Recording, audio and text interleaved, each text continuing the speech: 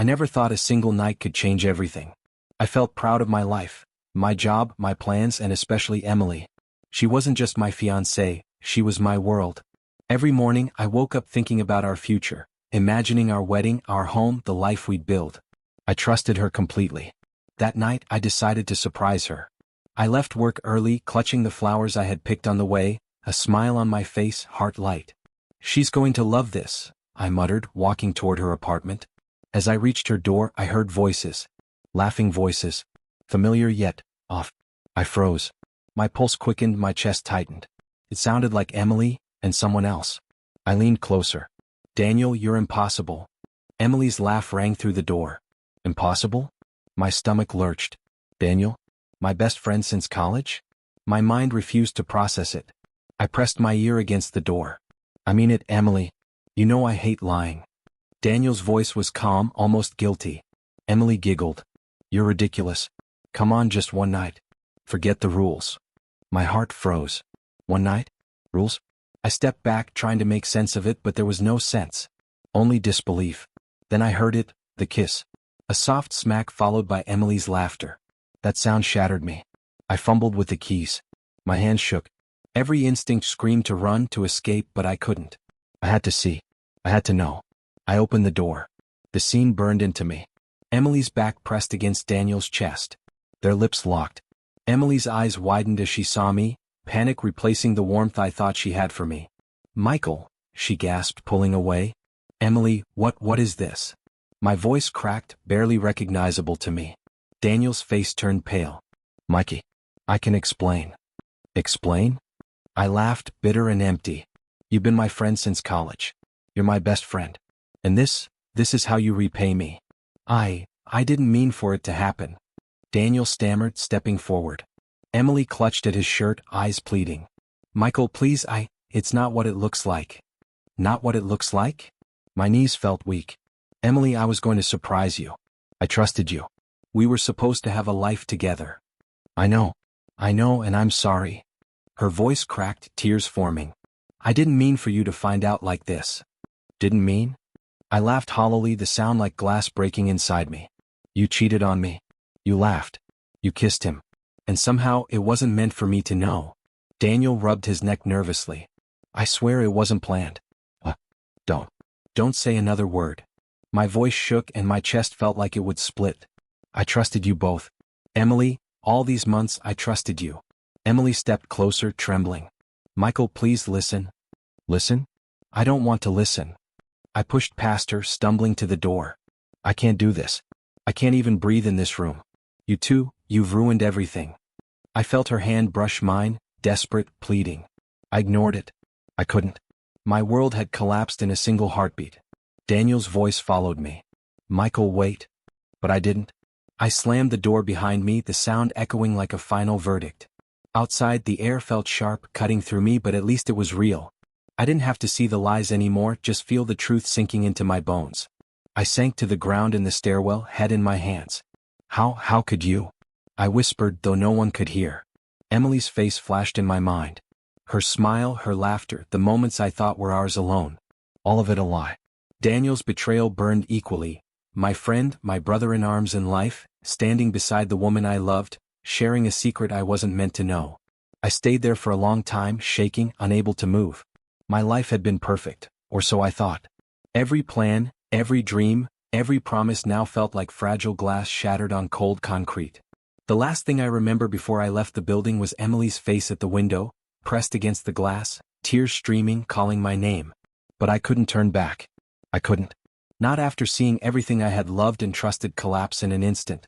I walked into the night, alone, my future torn from me, my heart raw and burning. And for the first time, I realized that nothing would ever feel safe again. I wandered the streets that night, hands shoved into my pockets, mind a mess I couldn't control.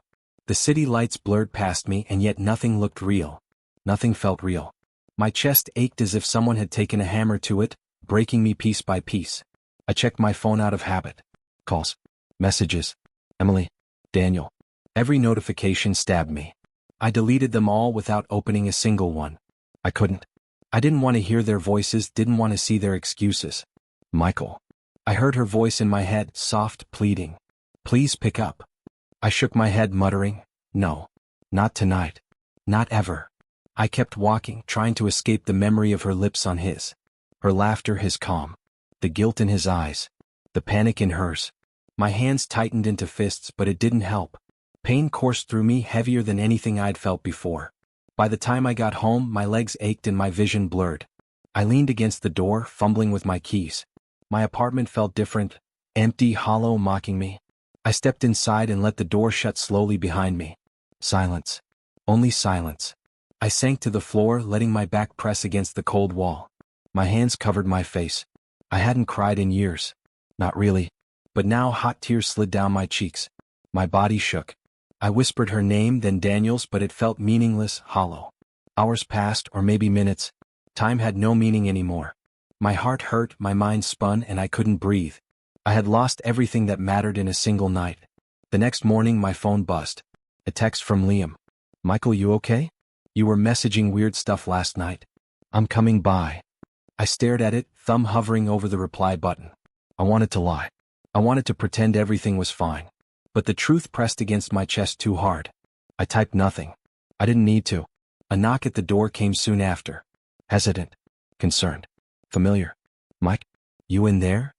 Liam's voice was calm but firm. I opened the door a crack. He pushed past me without waiting, standing in my living room, looking around as if searching for signs that I was still myself. "Talk to me," he said, voice low. "I saw your messages. You're not okay." I laughed, bitter and raw. "Talk? There's nothing to talk about. Everything's gone." He crouched in front of me, resting his hands on my knees. "Everything? What are you saying?" I swallowed hard. The words wouldn't come easily, but I owed him the truth. He deserved it.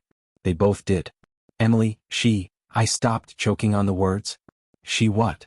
His eyes sharpened, searching mine. She kissed Daniel."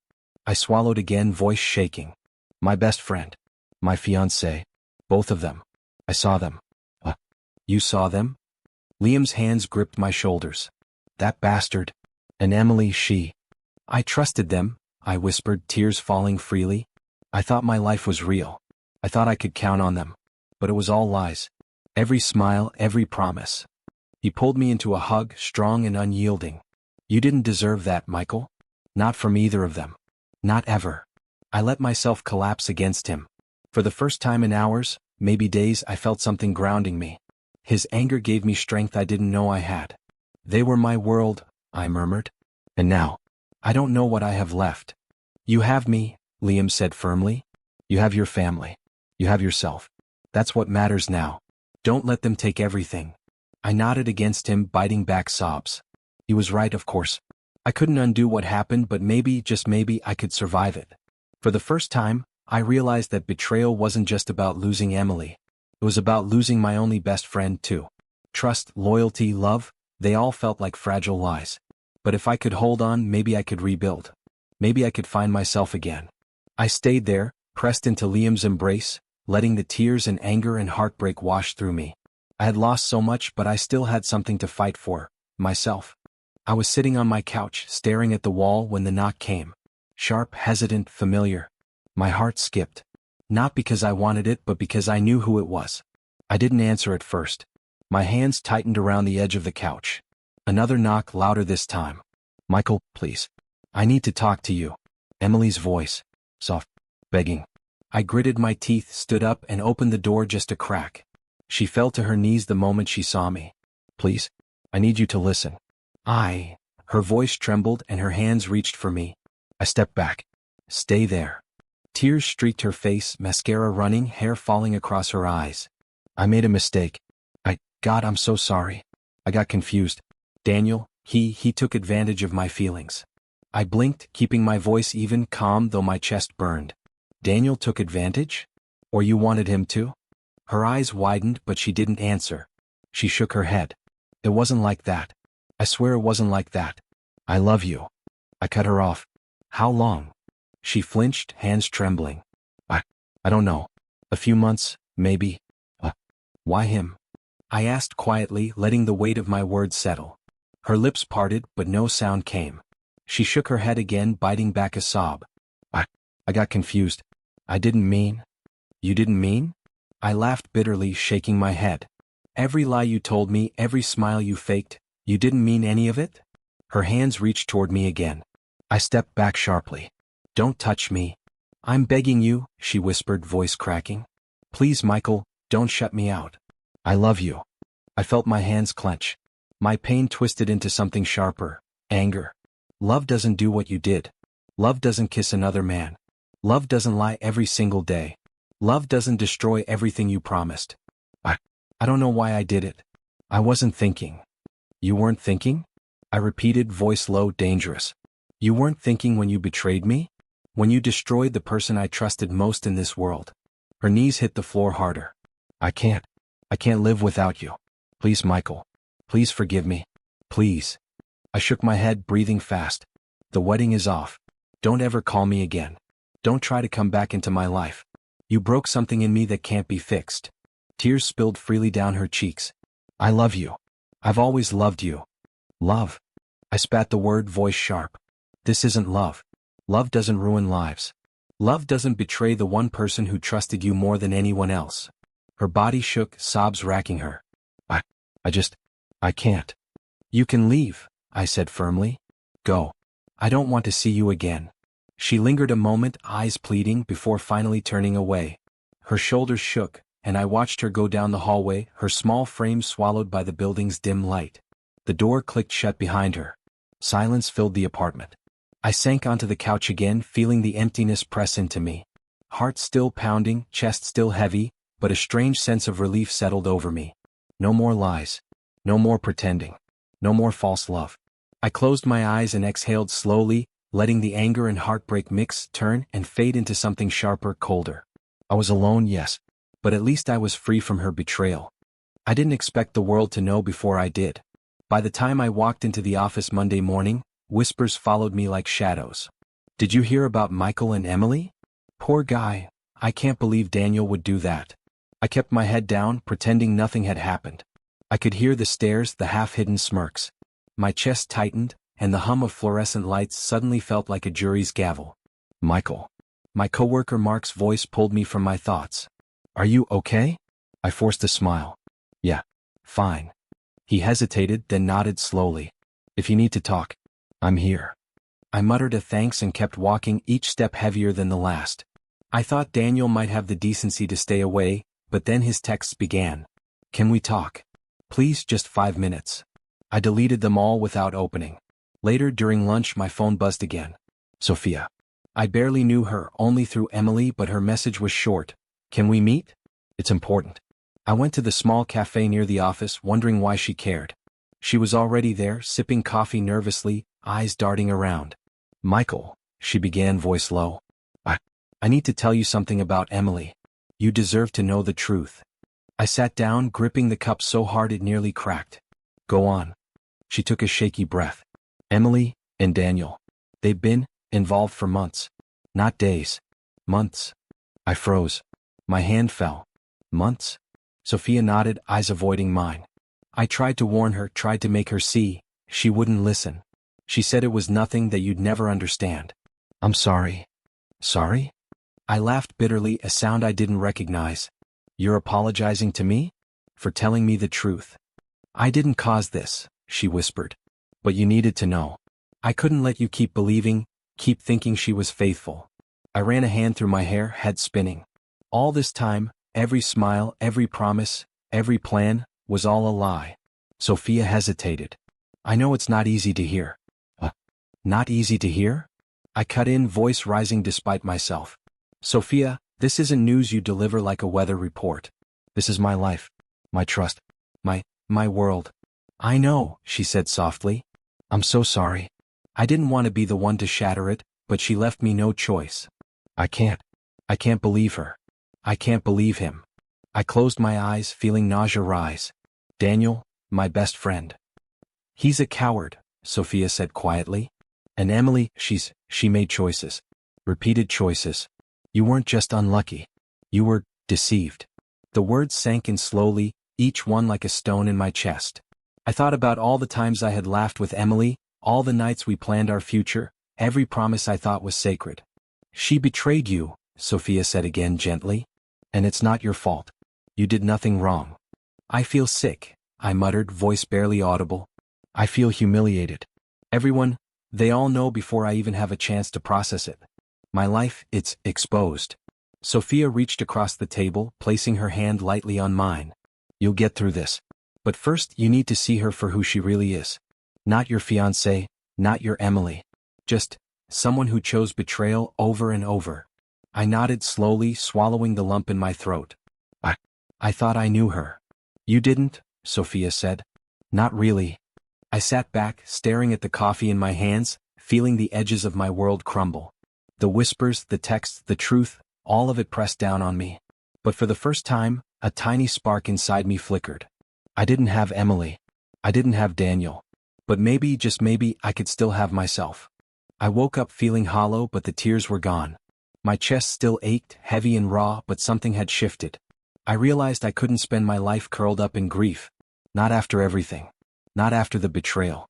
Liam called around noon, his voice sharp but warm. Michael, you awake? You need to eat something.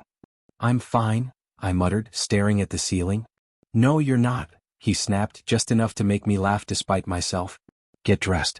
I'm taking you somewhere. Somewhere. I had no idea where, but I followed him. A small office, quiet and calm. Dr. Harper introduced herself, a warm smile, eyes that didn't judge. Michael, she said gently, tell me what happened. I hesitated, then spilled everything. Emily, Daniel, the lies, the laughter that had turned to betrayal in a single moment. I listened, she said when I paused, her tone steady. And none of this is your fault. You loved, you trusted, and someone else made choices you couldn't control. That's all there is to it.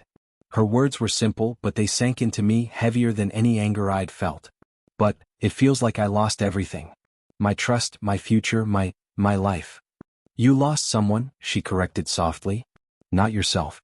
You're still here. You're breathing. You can rebuild piece by piece. And it will hurt. But fire comes from pain, Michael. Not from their actions, but from what you do with what they left behind. Her calm confidence sparked something inside me. Not rage at Emily.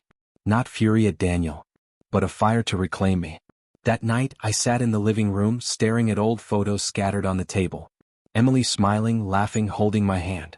Each image stabbed at me, a memory of trust I'd thought unbreakable. Time to let go, I muttered. I picked up the first photo and deleted it from my phone. Then another. And another. Each deletion hurt, but each one felt like I was taking a step away from the past. By the end, the pile was gone. My chest still ached, but it was lighter somehow. I wasn't crying. I was free to think, to breathe, to plan. Liam leaned against the doorframe, arms crossed. Feeling better? Yeah, I said quietly. Strangely, yeah. It still hurts, but I feel fire. Not anger at them. At myself, maybe, for trusting blindly. But fire for my life. For me. That's what I wanted to hear, he said, smiling. Come on. Let's start fixing you. Gym, food, sleep. You're done sitting in the shadows. I nodded, feeling a strange clarity. I started small, push-ups, running, a strict routine of healthy food. Every drop of sweat, every aching muscle, was a reminder that I was alive. That I could fight back, not against them but against the emptiness they left. Liam pushed me harder than I expected. You're stronger than you think, he said. Don't forget that. I nodded again, silently promising myself I wouldn't. I spent hours planning, work, hobbies, rebuilding friendships, reconnecting with people I'd neglected. I even smiled once or twice at memories that used to hurt, feeling that spark of life return. Dr. Harper's words echoed in my mind. Fire comes from pain. I felt it burning, not destructive but empowering. I didn't need revenge. I didn't need closure from them. I only needed to rise. That night as I lay in bed, I stared at the ceiling. My chest was still sore, but the ache had a new meaning. It was fuel. Fire to rebuild, to reclaim, to become someone better than I had been. And for the first time since that night, I felt ready to step into tomorrow, unbroken. Sophia called me that morning, her voice low, almost hesitant. Michael, you need to hear this. Emily and Daniel are official. They're dating. I closed my eyes, letting the words sink in. I already knew, Sophia. I just didn't want to admit it. You okay? She asked, a small pause filled with concern. I will be, I said, trying to sound steady. It doesn't matter what they call it. The truth is the same. Later, whispers reached me through mutual friends and office gossip. Nobody congratulated them. Instead, people looked at them with quiet judgment, shaking their heads or raising eyebrows. I couldn't suppress a small, ironic smile. I didn't need revenge. Their actions were doing it themselves. A few weeks passed. I heard from someone that Daniel got demoted at work after a scandal. Rumor is he manipulated clients and lost trust with his team, Sophia said when we met for coffee. So, his perfect life is starting to crack? I asked quietly, swirling my cup. Sophia nodded. It's messy. And Emily, she's losing support too. Her parents, they're disappointed. They hardly speak to her anymore. I leaned back in my chair, letting it all wash over me. I didn't feel happiness, not exactly, but a quiet satisfaction that life was balancing itself. She chose this. He chose this. And slowly the cracks were showing. One evening I went grocery shopping. I didn't expect to see anyone, just routine, just me. But there she was. Emily. Her hair tied back, face pale, clothes a bit disheveled. She looked tired, thinner than I remembered. She caught sight of me and forced a small smile. Hi. Michael, she said softly, almost a whisper. I kept walking. Not out of cruelty, but because I didn't need to engage. I didn't need to show her my pain or her guilt. She was learning on her own. Michael, she called again, hesitation in her tone. I ignored it, feeling her heart break like a distant wind brush my face. She chose this path. She needed to walk it herself. Over the following weeks I heard more. Arguments. Snide comments from mutual friends. Daniel's past mistakes were resurfacing. Cheating, lies, broken promises. I listened without judgment, letting the news come naturally. Karma didn't need me to push it. It moved quietly, patiently, reshaping their lives piece by piece. Sophia and I talked once more over lunch. You know, she said, shaking her head, they fight constantly. It's public now. Everyone's noticing. Emily looks exhausted, Daniel frustrated. It's like they can't stand each other without someone noticing the cracks. I know, I said softly, stirring my tea. I see it too. And I don't need to interfere. They built their own cage. Every choice they made is now eating at them. Sophia gave me a small smile, sympathetic but relieved. I'm glad you're handling this. You're not bitter. I'm not bitter, I said firmly. I'm alive. And I can watch and learn not from them but from what I refuse to become. This pain, this betrayal, taught me something I couldn't learn otherwise. Sometimes I saw Emily from a distance. Coffee shops, parks, streets we used to walk together. She always looked tired, distracted, trying to appear happy but failing. Daniel's charm seemed forced. Their love, once perfect in their own eyes, was fracturing, losing its shine. And I understood something crucial. Revenge isn't always about action. Sometimes it's about stepping aside, letting people face the consequences of their own choices. They thought they were untouchable, invincible. But life has a way of correcting arrogance, of revealing truth slowly, painfully, and publicly. I didn't need to gloat. I didn't need to speak. Their smiles were now masks. Their laughter, echoes of what they lost without realizing it. Karma was patient. And it was beautiful in its own quiet, undeniable way. I didn't expect Maya to be the one to break my silence. I ran into her at a cafe downtown, the place I often went to escape the memories of Emily and Daniel. She looked almost the same, warm smile, sharp eyes, hair tied loosely, but there was an ease about her that made the room feel lighter. Michael? She asked, surprise evident but not the fake kind. Real. Maya? Wow, I said, stumbling over my words. It's been, what, 5 years? 6, she corrected, laughter soft, almost musical. And I can see you haven't changed much. I smiled weakly. You noticed? Her eyes softened. You look tired. Hollow even, but not broken. Not entirely. I laughed, a short, humorless sound. Hollow is generous. Broken is more accurate. She tilted her head. I've always hated seeing you suffer. You're too strong to look so small inside. For a moment I froze. I didn't know what to say. I hadn't told anyone, not Liam, not Sophia, how empty I'd felt. But Maya had a way of seeing past facades. It's been hard, I admitted, my voice low. After everything with Emily and Daniel. I thought I could handle it, but it turns out I couldn't. She reached across the table, placing her hand over mine. You're here now. That's what matters. Let yourself feel and then let yourself heal. You don't have to carry it alone. I felt warmth spread through me, unfamiliar and startling. I didn't realize how much I missed someone, just listening without judgment. Maya smiled. Sometimes we wait years for the right person to appear. I'm glad I'm here now. We talked for hours. Not about Emily, not about Daniel, but about life, small victories, failures, and everything in between. I realized I could speak freely, laugh quietly, and even tease. For the first time in months, I felt normal. You know, Maya said, leaning back, I've been starting some new projects. Workshops, events. I could use someone like you. Someone honest, someone real. I blinked. You want me to join you? Yes, she said simply. You need to step back into life. Not because you should forget, but because you deserve to live again. Let me help you find your fire. I hesitated. Fear of being hurt lingered, but the emptiness was worse. Okay. I'll try. Her grin was soft but triumphant. That's all I ask. No pressure, just living. Over the next few weeks, I spent more time with Maya. Coffee shops, evening walks, project brainstorming sessions. She didn't push. She didn't question my past. She just offered presence, support, and a reminder that life existed beyond betrayal. You're smiling more, she said one evening as we walked along the river. The city lights reflected off the water and I realized she was right. The corners of my mouth lifted, slowly, naturally. I forgot what that felt like, I admitted.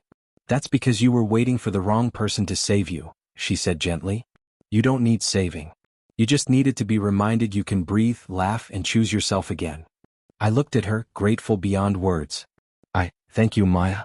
I really do. She shrugged, casual, but her eyes held meaning. Don't thank me yet. Keep living, Michael. I'll be here, but the rest is on you. And for the first time since that night when Emily betrayed me, I felt alive. Not in love, not yet, but present. My chest felt lighter. The void was still there, yes, but it no longer consumed me. I could smile, and I did, often quietly for myself and with her. Maya didn't just return to the city. She returned part of me I didn't know I'd lost. The knock at my door was sharp, insistent, and somehow familiar. I didn't want to answer. I knew who it was before I even opened the door. But when I did, my chest tightened. Emily stood there, face pale, eyes red and swollen. She didn't speak at first. She just trembled. Michael, please, she whispered, voice cracking. I need you to listen. I'm sorry. I didn't move. Didn't speak. I just let her kneel on the floor, hands covering her face. I made a mistake. Daniel, he lied to me, used me, and she sobbed, words spilling faster than her breath. I ruined everything, Michael. I ruined us. I kept quiet. My hands clenched at my sides. Inside, a storm of anger, pain, and exhaustion raged, but outwardly, I remained calm. Emily, look at me, I said finally. My voice was low, steady. She lifted her tear-streaked face. I could see every ounce of regret written there. I thought he loved me. I didn't realize what I had until it was gone. Until I realized I had destroyed the only person who ever truly cared. Her voice broke again and she reached for me. I stepped back. You didn't just break my heart, I said evenly. You broke the man I used to be. The man who trusted you, who believed in us, gone. You can't put that back together. Tears streamed down her face. Please, Michael, can't we start over? Please forgive me. I can't live like this. I need you. I need you to save me. You want forgiveness because it helps you, not because it can fix what you did. My eyes stayed fixed on hers. Some lessons come too late, Emily. Some wounds aren't meant to be healed by words or apologies. She fell forward slightly, sobbing harder. I didn't know, I didn't see it. I thought Daniel was everything. I was wrong. I was blind. Please. I shook my head. You learned too late. And I've spent months learning how to survive without you. How to rebuild myself without counting on someone who betrayed me. Her hands shook as she reached for me again. I didn't move. I still love you, she whispered, barely audible. But I understand if you can't, if you never, forgive me. I swallowed, feeling the weight of it, but the emptiness that had once consumed me was replaced with something quieter. Bittersweet. Peaceful. I forgive you, Emily, I said. Not because I want you back. Not because I'm still in love. I forgive you so I can finally let go of the pain you caused. So I can walk forward without carrying your mistakes. Her body shuddered. She buried her face in her hands, and I could hear her soft cries echo through the apartment. I felt nothing for the first time since that night. No heartbreak, no anger, just the calm that comes when a storm finally passes. Goodbye, Michael, she whispered between sobs. I'm sorry. I didn't respond. I didn't need to. Her words hung in the air, powerless to undo anything. I watched her leave, the door closing softly behind her, and I stood there, alone, breathing in the quiet. For the first time in months I felt free. Not because I had won, not because I had revenge, but because I had survived. Because I had finally realized that the only person I needed to save was myself. And somewhere in the sorrow of her tears, I felt the faintest flicker of hope, a reminder that life would go on even when love had failed me. The moment she stepped inside, I knew this wasn't going to be easy. Emily's eyes were swollen, her face pale, hands trembling as she looked at me. I let her stand there, letting the silence stretch between us like a living thing. "Michael. I need to talk," she whispered. Her voice was raw, broken. I didn't say anything at first. I just watched. My chest felt tight like I was holding a storm in. Finally I said, "Talk." She swallowed hard. I know I can't fix what I did. I know I don't deserve to. But I need to apologize again. I was selfish, blind, and cruel. I betrayed you, Michael. I held up my hand. "Stop. Don't just repeat the words. I want you to understand what you took from me. Not just my love, not just my trust. My time, my plans, the future I believed we had." Her eyes widened, tears falling freely. I know. I was stupid. I didn't realize how much I was hurting you. I never wanted to. I never meant to. Please, I'm sorry. I shook my head slowly. Sorry isn't enough. Not anymore. You can't erase the nights I cried alone, the dreams I had for us that you destroyed. You can't undo the way I looked at life, believing it was shared with someone who was never truly there. She stepped closer, her hands trembling. I love you, Michael. I took a deep breath and stayed calm, even as anger flickered behind my eyes. Love doesn't do what you did. Love doesn't lie every day. Love doesn't take someone's trust and burn it to ashes. Her lips quivered. I know. I know it was wrong. You don't get it, I interrupted, voice steady. I forgave you, but not for you. I forgave you for me. For my own peace. Because carrying this anger, this pain, it would have destroyed me too. Forgiveness is mine. Closure is mine. And now it's finally here. She collapsed to her knees, sobbing. Please, Michael, can't we try again? I've realized too late. I knelt slightly to meet her gaze, but my eyes were firm, unyielding. No, Emily. There is no again. Not for us. Some mistakes can't be undone. Some lessons come too late. I loved you once truly, but that love is gone. I will never be yours again. Her hands reached for me, pleading, desperate. I stepped back. I can't be the one to fix you. I can't rebuild what you broke. But I can walk away, and that's what I'm doing. For me. I choose myself. Tears streaked her cheeks, her sobs breaking the quiet. I watched her, and instead of pain or anger, I felt something else. Peace. Bittersweet, quiet, but real. She had fallen, but I was standing. I had survived. I understand, she whispered through her tears. I'll leave you alone now. I'm sorry, Michael. I really am. You've said it enough, I said softly. Now go. Go and live with your mistakes. Let me live with my peace. She nodded, and slowly she turned and walked away. I closed the door behind her, the click sounding louder than I expected. I leaned against it, breathing in the silence. For the first time since that night, I felt something settle inside me. No more anger. No more heartbreak. No more longing for someone who chose to betray me. I sat down on the couch, letting the quiet envelope me. Thoughts came and went, memories of what was, of what could have been, but I let them pass without holding on. For the first time, I felt closure. My past no longer controlled me. I whispered to the empty room, I'm done. I choose myself. I choose my life. And in that moment, I believed it.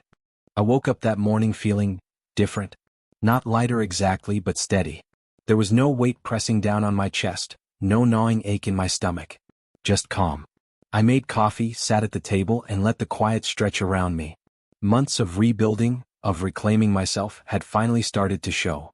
Maya, I said later that evening as she arrived at my apartment, you always know when to show up. She smiled softly, brushing a strand of hair behind her ear. I figured you'd need someone to remind you that the world still exists outside these walls. I laughed, a little hoarse but genuine. I didn't think I'd laugh again like this. Not after everything. Not after Emily and Daniel, she said gently, sitting across from me. It's messy. Their breakup, the rumors. People finally see them for what they are. I nodded, sipping my coffee. I've seen some of it. I can't say I feel anything. Not satisfaction. Not joy. Just relief. Relief that I'm free from that chaos. Maya leaned forward, eyes soft. And you? Are you ready to move forward? I froze thinking. Months of therapy, of workouts, of facing the truth, had all led to this question. I think I am. Not because I need someone to fix me, but because I've fixed myself. Slowly, piece by piece. She reached across the table, resting her hand lightly over mine. Then maybe it's time to stop looking back. I looked into her eyes and felt something I hadn't in a long time. Hope. A spark that wasn't tied to heartbreak or revenge, just life. You make it easy to believe in a future again, I said. We went for a walk later along the quiet park path. Leaves rustled under our feet, the air crisp and clean. I didn't need to talk, Maya's presence alone was enough. But she finally asked softly, "Are you ready to let go completely? Not just of them but of the past." I stopped and took a deep breath, the cold air filling my lungs. "Yes," I said. "I can remember without pain now. I can see the lessons without bitterness. I can move forward, finally." She smiled, squeezing my hand. "Then take it. Take this new beginning." I let the words settle in. Take this new beginning. I realized I didn't need revenge. I didn't need to prove anything. I didn't even need to feel anger anymore. I had survived. I had grown. That was justice enough. We continued walking, side by side, the park silent around us except for our footsteps. I thought of Emily, and for the first time I didn't feel hurt. I thought of Daniel, and I didn't feel anger. I thought of myself, and I felt alive. "Maya," I said quietly, "thank you. For being here. For not asking too much. For just letting me be me." She laughed softly. "I never doubted you could be. You just needed to see it yourself." I smiled, a real smile, not forced. I finally understood that life doesn't always need a dramatic revenge story to feel satisfying. Sometimes survival, growth, and quiet peace are enough. The city lights reflected off the wet pavement, shimmering like tiny stars beneath our feet. I felt the crisp air against my face, the steady rhythm of my heartbeat, and I knew I had arrived somewhere important. Not just physically but emotionally. I had come home to myself. "Ready to head back?" Maya asked. I nodded, taking one last look at the path we'd walked. "Yeah, I am." And I meant it. For the first time in months, maybe years, I was ready. Ready to live fully, to laugh again, to love cautiously, but to never let someone break me in the same way. I had learned, I had healed, and now I was free. This wasn't just a new beginning. It was mine.